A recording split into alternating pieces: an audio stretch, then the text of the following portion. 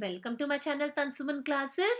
So class 6 today we read chapter number 12 in history और chapter का नाम जो है वो है Cultural and Science in the Asian Period, यानी कल्चर और साइंस कैसा था प्राचीन समय में, यानी जो हमारी संस्कृति है, जो हमारा विज्ञान है, वो पुराने समय में कैसा था, वो प्राचीन समय में कैसा हुआ करता था. Did you know that the India has been the center of learning since Asian times? क्या आपको मालूम है कि एशियन टाइम से ही हमारा जो इंडिया है ना वो सेंटर ऑफ लर्निंग रहा है. उसमें वैरायटी ऑफ कल्चर रहा है, बहुत सारी डाइवर्सिटीज रही है. दैट्स वाई यहाँ पे हमें विभिन्नता देखने को मिली और वो विभिन्नताएं हमें लिटरेचर में मिली. ठीक है, वो हमें साथ ही साथ में हमारे जो साइंस है उसमें मिली, आर्ट एंड आर्किटेक्चर में भी मिली. और इन्हीं सब के बारे में आज हम इस चैप्टर में डिटेल से रीड करने वाले हैं. शुरू करते हैं चैप्टर. तो उससे पहले हम चैनल को लाइक और सब्सक्राइब ज़रूर कर लेंगे. ओके तो आज हमारा जो चैप्टर है वो है साइंस और कल्चर से रिलेटेड. बच्चों, जैसा कि आप सबको पता है कि एशियन टाइम में क्या हुआ करता था, हमारा जो साइंस और कल्चर है ना वो बहुत पहले से डेवलप है. आपको मालूम है हमारे पास तो बड़े बड़े डॉक्टर्स भी हुआ करते थे, बड़े बड़े आयुर्वेदिक जो हमारे गुरु हैं वो भी होते थे. लेकिन हमारे पास में रिटन रिकॉर्ड की कमी की वजह से हमें उनके बारे में अधिक जानकारी नहीं है. आर्कोलॉजिकल जो सोर्सेज हैं उन्होंने जब खुदाई करी तो काफ़ी चीज़ें उनको मिली, लेकिन जो रिटन रिकॉर्ड्स है ना वो कहीं ना कहीं हमारे पास कम है. बट फिर भी जो रिटन रिकॉर्ड्स हैं उनसे हमें हमारे लिटरेचर, हमारे साइंस के बारे में पता चलता है कि हमारा लिटरेचर कैसा था. उपनिषद है उसमें, ठीक है, पुराण है उसमें, जो साइंस है उसमें चर्क है, ठीक है, और बहुत सारी चीज़ें, आर्यभट्ट भी उसमें है शामिल. इन सब के बारे में आज हम डिटेल से शुरू करते हैं. चलिए शुरू करते हैं हमारा chapter. India has a rich and varied culture. Every density has ruled. India added something to her heritage. देखिए इंडिया जो है ना वो बहुत रिच रहा है. किसमें? वैरायटी ऑफ कल्चर रहा है उसके पास में, और यहाँ पे बहुत सारे हेरिटेज भी रहे हैं. आपको पता है जब कोई भी राजा अगर रूल करता था ना तो वो चाहता था कि वो कुछ अलग से प्रोवाइड कराए, कुछ अलग से अपनी जनता को वो अवेलेबल कराए. और हम बात कर रहे हैं लिटरेचर की. देखिए वेदांस जो है ना ये हमारा लिटरेचर का सोर्स है. और जो लिटरेरी सोर्स की अगर हम बात करें तो वेदास, वेदास मीन्स नॉलेज, यानी वो ज्ञान की प्राप्ति. अच्छा, वेदास जो है ना वो बहुत इंपॉर्टेंट भी है क्योंकि उनसे हमें नॉलेज मिलता है, उनसे हमें ज्ञान की प्राप्ति होती है.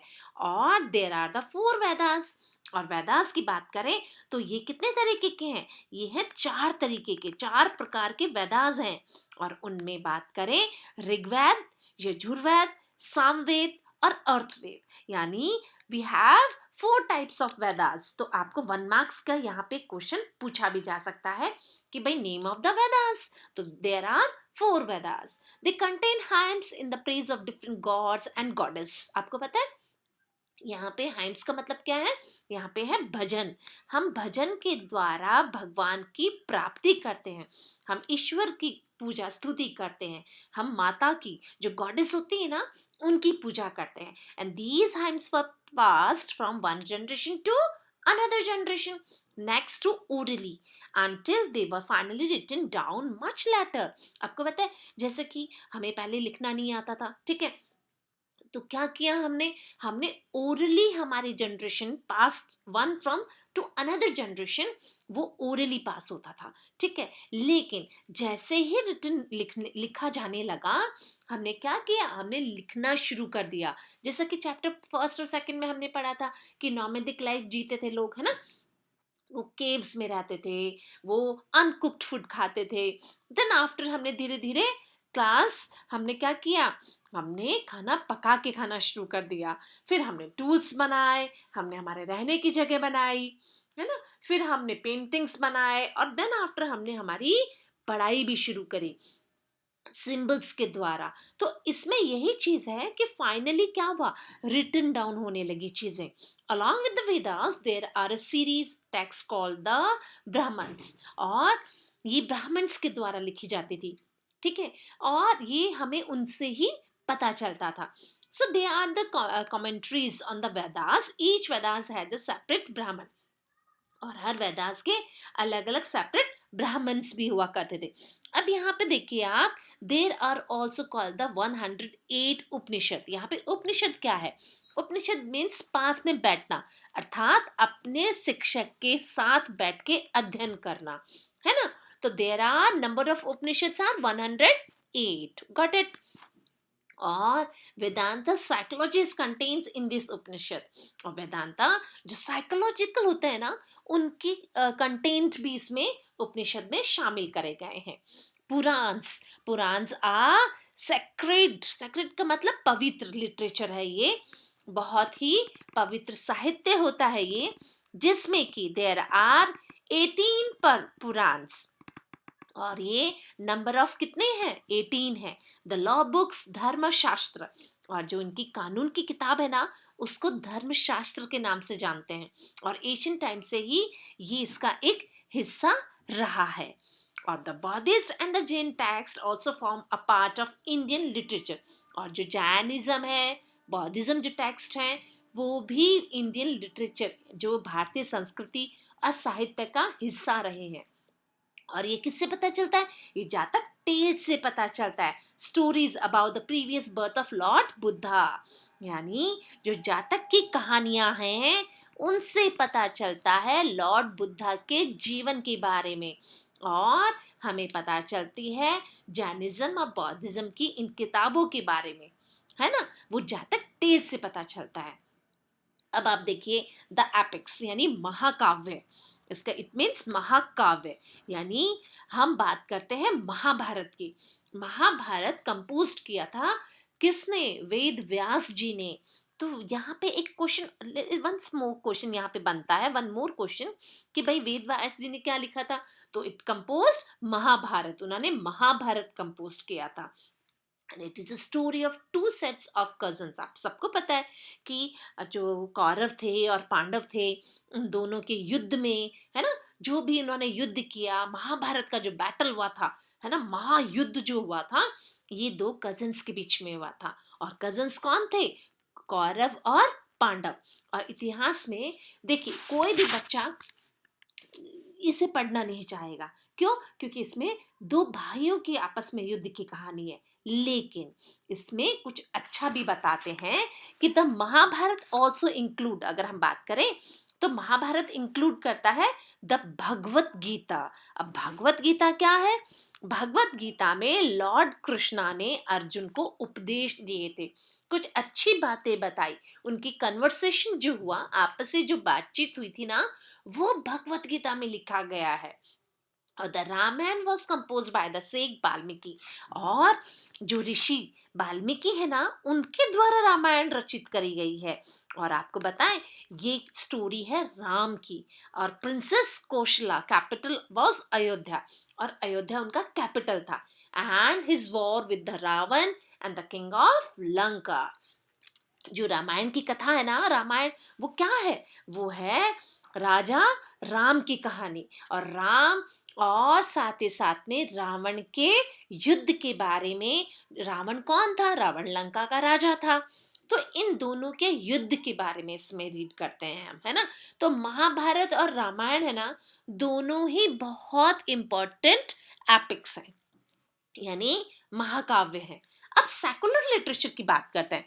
तो सेकुलर क्या होता है? देखिए, सेकुलर यानी धर्मनिरपेक्ष, यानी वो किसी एक पर्टिकुलर धर्म की तरफ झुकाव नहीं रखते, और ना ही किसी से रंजिश रखते हैं। इट मीन्स उनके लिए सब बराबर है। तो the Arthashastra, Indica, Harshacharitra, stories from the Jatakas and the Panchatantra, the work of Kalidas and the account of the foreign travelers are the important secular work of the period। यानी अगर हम इस समय की बात करें, एशियन टाइम की बात करें, तो एशियन टाइम में अर्थशास्त्र, जो कि कौटिल्य के द्वारा लिखा गया है, ठीक है, इंडिका, हर्षचरित्र, ये जो भी कहानियां हैं, जातक टेल्स जो हैं, पंचतंत्र हैं, कालिदास के द्वारा जो लिखी गई हैं, इनसे हमें पता चलता है। और साथ ही साथ हमें पता चलता है जो बाहर से हमारे विदेशी आए थे, तो उन्होंने जो भी किताबें लिखी ना बच्चों, उनसे हमें बहुत कुछ सीखने के लिए मिलता है। और संगम लिटरेचर जो है वो क्या है, वो है कैटेगरी, ठीक है। तो हमें इन सबसे बहुत अच्छी बातें भी पता चलती है। अब हम बात करते हैं अर्थशास्त्र और इंडिका। देखिए, अर्थशास्त्र और इंडिका है ना, written by the Kautilya and Megasthenes, यानी कौटिल्य ने लिखा अर्थशास्त्र और इंडिका लिखी मैगस्थनीज ने। तो अर्थशास्त्र में क्या पता चलता है, देखिए अर्थशास्त्र हमें डिस्क्राइब करता है पॉलिटिकल सिस्टम उस समय का, और साथ ही साथ हमें उस समय की राजनीति के बारे में बहुत सारी जानकारी देता है। हमें वहाँ की जो सैनिक एडमिनिस्ट्रेशन था, इट मीन्स मिलिट्री जो एडमिनिस्ट्रेशन था, उसके बारे में बताता है। ठीक उसी तरीके से इंडिका जो बुक है वो बताती है उस समय के पॉलिटिकल यानी राजनीतिक, सोशल यानी सामाजिक, और इकोनॉमिक्स यानी अर्थव्यवस्था, उस समय लोगों की कैसी हुआ करती थी, इकोनॉमिक कंडीशन कैसी हुआ करती थी, उन सब के बारे में ये हमें बताता है। तो ये भी बहुत जरूरी है। और साथ ही साथ में ये हमें बताते हैं कि किस तरीके से उस समय राज किया जाता था ड्यूरिंग द मौर्य डायनेस्टी, यानी मौर्य डायनेस्टी के समय में हमें अर्थशास्त्र और इंडिका दोनों हमें इसके बारे में जानकारी देते हैं। अब मैगस्थनीज जो है ना, वो डिस्क्राइब करते हैं सिटी पाटलिपुत्र के बारे में, ठीक है। और हर्षचरित्र जो है ना, वो तो बहुत ही वैल्यूबल लिटरेचर रिसोर्सेज है। और ये किसके द्वारा रचित है, ये रचित है बाण भट्ट के द्वारा। और बाण भट्ट ने इसमें बहुत सारा डिस्क्रिप्शन दिया है, किसके बारे में, राजा हर्षवर्धन के बारे में, कि उनका रहन सहन कैसा था, वो बहुत दयालु राजा थे, है ना। और वो बहुत अच्छे राइटर भी हुआ करते थे, और दान में वो बहुत चीजें दिया करते थे। जमीनें उन्होंने दान में दी, बौद्धिस्ट को दी, है ना। तो कालिदास की बात करें, अगर कालिदास जो है ना, वो गुप्ता किंग के समय रहते थे, ठीक है। तो during the reign of the Gupta king, he is considered one of the greatest poet and dramatists of India, यानी he has written many poems and plays in Sanskrit. और कालिदास है ना, वो गुप्त पीरियड के समय रहते थे, और इन्होंने बहुत सारे संस्कृत में प्लेज लिखे हैं, पोएम्स लिखी हैं, जिनमें कि कुछ बहुत ज्यादा प्रमुख हैं। और वो कौन कौन सी है, अगर हम बात करें तो इन्होंने संस्कृत में लिखी, और संस्कृत में लिखने की इनकी जो किताबें थी वो थी मेघदूत, ठीक है, राघवदन, राघवंशन एंड शरण ऋतु शर्मा, अभी अभिमान शकुंतलम, ठीक है, अभिजानम शकुंतलम एंड कुमार संभव, ओके। तो यानी इसमें था मेघदूत जो फर्स्ट थी, वो बहुत इंपॉर्टेंट थी। फिर रघुवंशम, वंशम है ना, रघुवंशम ये थी। फिर थी ऋतु संहारा, फिर थी अभिजान ना शकुंतलम, और फिर लास्ट थी कुमार संभव, ठीक है। तो यहाँ पे आपको बुक्स के नाम भी पूछे जा सकते हैं बीच में आपको, कि भाई ये बुक किसने लिखी है ना। तो ये all these books are written by the Kalidasa, okay. अब फॉरेन ट्रैवलर्स की बात करें, जो फॉरेन ट्रैवलर्स है ना, वो भी इंडिया आते थे, और वो आते थे, many travellers are pilgrimage came to India, है ना, धार्मिक स्थिति को देखकर आते थे। और Fahien came during the reign of the Chandragupta second, he spend 6 years in India. जो फाहनेन है ना, वो चंद्रगुप्त सेकंड के टाइम में इंडिया आए थे, और उन्होंने लगभग 6 सालों तक ये यहाँ पे रहे। ये क्यों आए, ये बौद्धिस्ट मॉनेस्ट्रीज के दर्शन करने आए, यानी यहाँ पे पूजा पाठ के लिए आए थे। When he went back, he wrote an account of his stay. He gives account of the detailed description of the life of the people under the Gupta king. और जब वो वापस गए, उन्होंने डिटेल में अपनी किताब में लिखा कि गुप्त शासन के समय में लोगों का रहन सहन कैसे था, लोग किस तरीके से जीवन यापन करते थे। और अगर 2 centuries की बात करें, तो हुनैन तानसेन भी इसी समय में आए थे, और इन्होंने भी उस समय वहाँ की जो स्थिति थी उसके बारे में अपनी किताब में लिखा। और हर्षवर्धन के बारे में भी इन्होंने लिखा। और चाइनीज ट्रैवलर जो थे, उनमें से आई तिन सिंह भी एक थे, जो कि इंडिया में आए। और यहाँ पे आपसे पूछा जा सकता है कि गुप्त वंश के समय में कौन कौन आए थे, है ना? तो आप लिख सकते हैं फा हुनैन, और हुनैन तानसेन आए थे हर्षवर्धन के समय में। अब संगम टेक्स्ट की बात करते हैं। देखिए, संगम हमने पहले भी चैप्टर में पढ़ा था कि संगम लिटरेचर जो है वो एक तरीके से, अगर संगम की बात करें तो ये असेंबली है, ठीक है, और वॉज रिटन इन तमिल, और ये तमिल में लिखा गया था। जो 3 संगम हमने पहले पढ़े थे ना चैप्टर में, ये उन्हीं के बारे में डिटेल से बताता है। It mentions the kingdom of south India, और ये साउथ इंडिया के किंगडम्स के बारे में हमें अच्छे से जानकारी देते हैं। और शीलापकधिकरम, यहाँ पे देखिए, शीला अपकाधिकरम जो बुक का नाम है, मैनी यहाँ पे अगर बात करें, और the Mani Manimekalai was famous Tamil epics, यानी ये भी एक महाकाव्य है, तमिल में लिखे गए हैं। तो आपको यहाँ पे पूछा जा सकता है कि भाई तमिल में जो लिखे गए हैं एपिक्स जो, उनके नाम बताइए। तो यहाँ पे आपको इनके नाम को मेंशन करना पड़ेगा। ये देखिए, the Manimekalai was the Tamil epics and it is the important. अब आर्ट और आर्किटेक्चर की बात अगर हम करें तो देखिए, आर्किटेक्चर जो है ना, यानी बहुत ही सुपर्ब था, कंस्ट्रक्शन बहुत अच्छा हुआ था, और लोगों की जो कलाकारी थी ना, जो डेकोरेट करने का जो तरीका था वो बहुत अच्छा था। A large number of stupas and चैत्यास, worship of halls जो होते थे, vihars and temples were constructed. Thousands of craftsmen worked day and night to build and decorate these structures. In structures को बनाने में ना बहुत टाइम लगता था, हजारों कारीगर इसमें काम करते थे दिन और रात। और मंदिर बनाए इन्होंने, विहार बनाए इन्होंने, चैत्यास बनाए यानी हॉल बड़े बड़े बनाए। अब many stupas were built. Stups are dome-shaped structure while the Buddha और Buddhist monk were kept. यहाँ पे क्या होता है बेटा, स्तूप से यहाँ पे मतलब है कि जो उनके गुरु होते थे वो यहाँ पे रहते थे, इन स्तूप्स के अंदर रहते थे। Great stupa are Sanchi at the Dhamek stupa at Sarnath are masterpieces. और जो सांची का स्तूप है ना, ये एक मास्टरपीस है, ठीक है। और अगर हम, बहुत सारे स्तूप्स बनाए गए हैं जिसमें कि अमरावती जो कि आंध्र प्रदेश में है, ठीक है, और एक और है बरहट का, वो भी बहुत फेमस है। तो इसमें किसको रखा जाता था, इनमें उनके गुरु रहते थे, ठीक है, बौद्धिस्ट जो मॉन्क होते थे ना वो रहते थे। All these stoops were surrounded with the railings and had many gateways. The railing and gateways were decorated with a sculpture, and it defined the life of the Buddha, जो कि बुद्धा के बारे में डिटेल में बताते हैं। A beautiful sculptured chaitya is located at the Karali near Pune. Vihars or monasteries were placed where the Buddhist monk lived. Some monasteries were in the form of huge caves cut into hills. They were also decorated with the sculpture.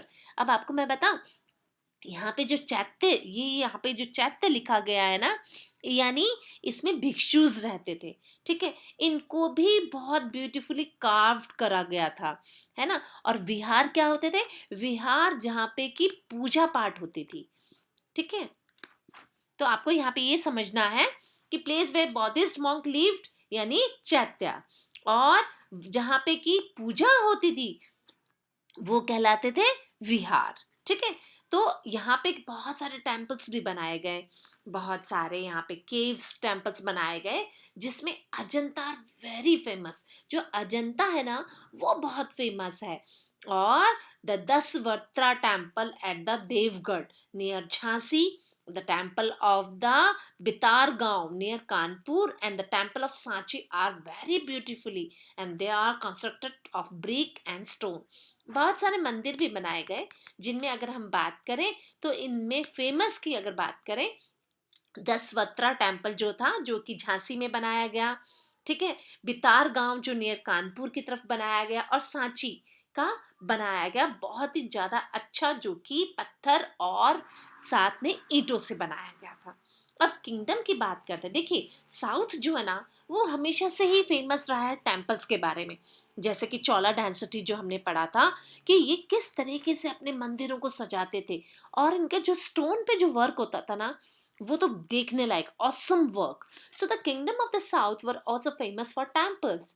Chalukyas built stone temples dedicated to Vishnu and Shiva and the Vatapi, Ahol and the Patakadar।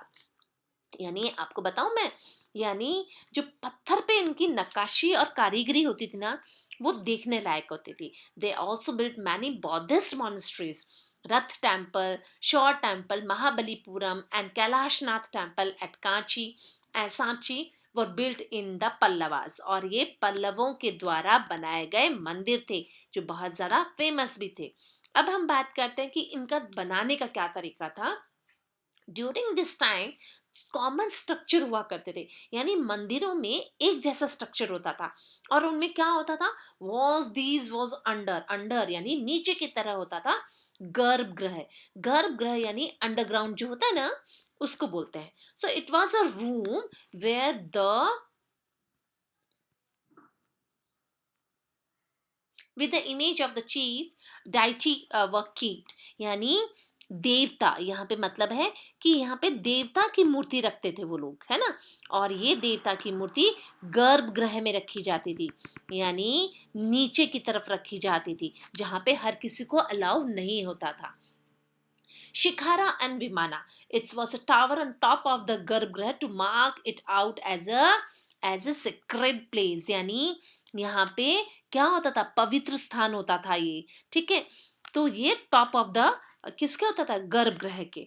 और mandapa, it was an assembly hall where people assemble and prayer. और मंडपा वो जगह होती थी जहाँ पे कि common people क्या करते थे, असेंबल होते थे, इकट्ठे होते थे, और फिर यहाँ पे पूजा करी जाती थी। तो ये तो रहा साउथ के मंदिरों की बात। अब स्कल्पचर की बात अगर हम करें, तो अर्लीस्ट जो स्कल्पचर है ना, वो बहुत फेमस हुआ करते थे, और उनमें कुछ ऐसे नेलिथिक मैन, यानी कुछ नए जो हमने विकास करा, उसमें नए तरीके से लोगों ने बनाया, और उसमें बहुत सारी चीजें यूज भी करी, जो आज भी हमें देखने के लिए मिलती है। For example, Indus valley people जो थे ना, उन्होंने क्या यूज करा, उन्होंने यूज करा मड और क्ले। इन दोनों का यूज करके उन्होंने मूर्तियां बनाई। During Mauryan rule number stone pillars was constructed. आपको पता है, मौर्य काल के समय में बहुत सारे बड़े बड़े पिलर्स बनाए गए थे, और इन पिलर्स को कार्व करा गया था, नक्काशी करी गई थी। Out of the rock had metal like polish, और इनके बाहर मेटल की तरह पॉलिश करे गए थे। Some of them had animals carved on the top. और इन पिलर्स पे कभी कभी तो जानवरों की जो शक्ल होती थी ना, उसको उकेरा जाता था। और उनमें से एक है the lion capital from the pillar of Sarnath is very beautiful. और जो सारनाथ का जो लायन कैपिटल है ना, पिलर पे बनाया गया है, वो बहुत ही सुंदर और आकर्षित है। आर्ट ऑफ स्कल्पचर की अगर बात करें, तो गंधारा और मथुराशाली जो है ना, उन दोनों का इस्तेमाल करा गया है, और it is a type of art. Many images of the Buddha and Mahavir were made by the sculpture of these two school. और ये जो दो स्कूलें थी ना, गंधारा और मथुरा, ये स्कूल ऑफ आर्ट हुआ करती थी। इनमें वो शैलियाँ सिखाई जाती थी, इनमें वो कला सिखाई जाती थी कि किस तरीके से सुंदरता से अपना काम करा जा सकता है। बौद्धिस्ट जो मॉनेस्ट्रीज थी, वो गुप्त पीरियड में बहुत ही ज्यादा ब्यूटीफुल स्टोन वर्क सिखाती थी, और उनमें वो देखने के लिए भी मिलता था। मैंने कहा, गांधारा और मथुरा स्कूल था किसका, आर्ट का, जहाँ पे कि पिलर्स को और स्टोन को उकेरा जाता था, और किस तरीके से ब्यूटीफुली उसे कार्व करा जा सकता है, काम करा जा सकता है, ये लोगों को सिखाया जाता था। One of the finest example of the statue of the seated Buddha, जो कि सारनाथ में है। It shows the Buddha preaching the Dham and all hello significance in the spiritual strength। यानी वो आपको ये दिखाते हैं कि देखिए, हेलो यानी प्रभा मंडल, प्रभा मंडल यानी भगवान के जो महात्मा बुद्ध हैं, उनके चारों तरफ प्रकाश ही प्रकाश दिख रहा है। और प्रीचिंग यानी उपदेश देते हुए, जो लॉर्ड बुद्धा की जो मूर्ति है ना, उसमें चारों तरफ प्रकाश हुआ दिख रहा है, और इसका मतलब है ये एक बहुत ही फाइन एग्जाम्पल है. सो द पल्लवास और Chalukyas were also pattern of sculpture. और पल्लवास और साथ ही साथ में चालुक्य जो है ना, वो भी बहुत ज्यादा शौकीन थे. महाबलीपुरम आपने सुना होगा. Mahabalipuram has many sculptures carved on rock. Mahabalipuram जो है ना, वहां पे रॉक्स पे बड़े बड़े कार्व करे गए हैं, और उसमें से फेमस है descents of the Gangas and also Arjunas penance की. यानी उनके पैनस जो है ना, प्रेनिस जो है उनके बारे में बताता है. इट मीन्स किसी गलत काम को करने पर दुखी होते हुए दिखाया गया है कि किस तरीके से अर्जुन को उसमें उकेरा गया है. फेमस उसमें दिखाया भी गया है कि अगर आप कोई गलत काम करते हैं ना, तो किसी गलत काम को करने पर दुखी जो होते हैं उसको बोलते हैं. और उनके वंश क्रम को दिखाया गया है, उनके वंश को किस तरीके से प्रेनिस करके दिखाया गया है. अगर पेंटिंग की बात करें ना, पेंटिंग मार्बलस, बहुत ही सुंदर. और प्री हिस्टोरिक जो पेंटिंग है ना, हमें वो कहाँ से मिलती है? हमें मिलती है केव्स में. और बहुत सारे केव्स हैं जिनमें कि ये पेंटिंग हमें देखने के लिए मिलती है. लेकिन भीमबेटका जो पेंटिंग है ना, जो कि एमपी में है, मध्य प्रदेश में है, वो बहुत फेमस है. और उनमें नेचुरल कलर यूज करा गया है. तो during the Gupta period, the wall of the caves, monasteries है ना, are at Ajanta was decorated with the beautiful paintings. These paintings called murals despite event from the life of the Buddha. ये क्या करते हैं? दीवार पर बहुत बड़े बड़े बनाए गए हैं जो कि हमें बुद्धा के जीवन के बारे में भी बताते हैं. और colours made from the natural material was use in this painting. और इन पेंटिंग्स को बनाने के लिए ना नेचुरल कलर यूज करे गए हैं. That is why these paintings have retain their glow. आज भी उनमें वही ग्लो है, उनमें कोई भी फेड नहीं हुआ है, उनके कलर फीके नहीं हुए हैं. Thousand of people came to see these painting. हजारों लोग रोज देखने के लिए आते हैं. They marvel at the skill of the artist who create such masterpieces. हमें ऐसे लोगों का शुक्रिया अदा करना चाहिए. उन्होंने कितने अच्छे अच्छे मास्टरपीसेस बनाए हैं. हम बात करते हैं एशियन टाइम की साइंस के बारे में. देखिए, एशियन टाइम में ना, आज अगर हम सोचें कि आज के ही डॉक्टर बड़े फेमस हैं, आज हमने विज्ञान के क्षेत्र में बहुत ज़्यादा विकास कर लिया है, तो ये सोचना कहीं गलत होगा. आपको पता है, साइंस में ना एशियन टाइम से ही बहुत एडवांस रहा है इंडिया. ये तो बीच में जो हमारे हिस्टोरियंस हैं या हमारे पॉलिटिकल जो पीपल हैं, उन्होंने हमें अवेयर नहीं करा और हमारी किताबों में नहीं छपवाया. अदरवाइज अगर हम वैसे देखें ना, तो हम बहुत एडवांस थे साइंस में. The town planning of the Indus cities, आपको पता है इस सिंधु घाटी की जो सभ्यता है कितनी एडवांस थी वो. और उनमें साइंटिफिक प्रिंसिपल्स भी बनाए गए थे.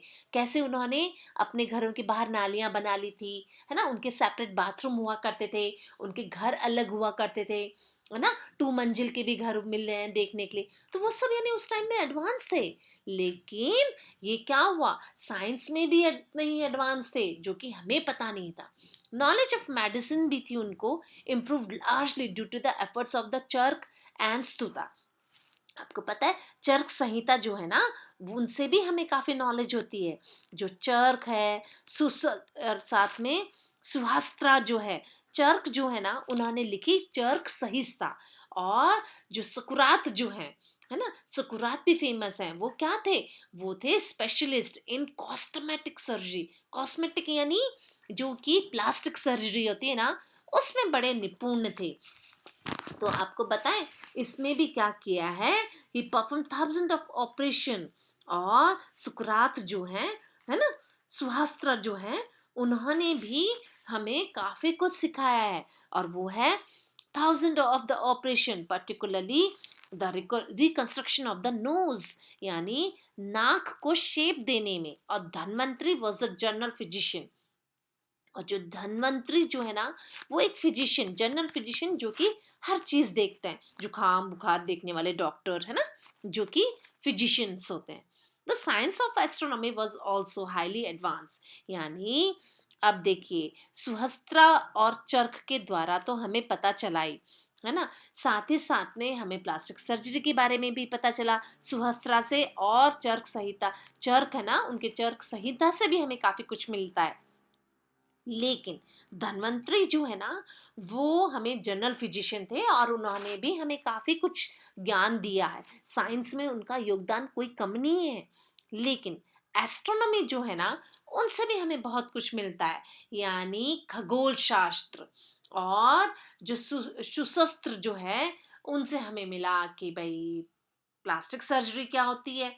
तो साथ में हमें एस्ट्रोनॉमी यानी खगोल शास्त्री, जिसमें कि आर्यभट्ट, आर्यभट्ट का नाम आता है, और वह मिश्रा का भी नाम आता है, वह रहा महिरा का भी नाम आता है, जो कि क्या थे, देखिए आर्यभट्ट तो हमें एक मैथमेटिशियन थे, ठीक है, ये तो हमें पता है।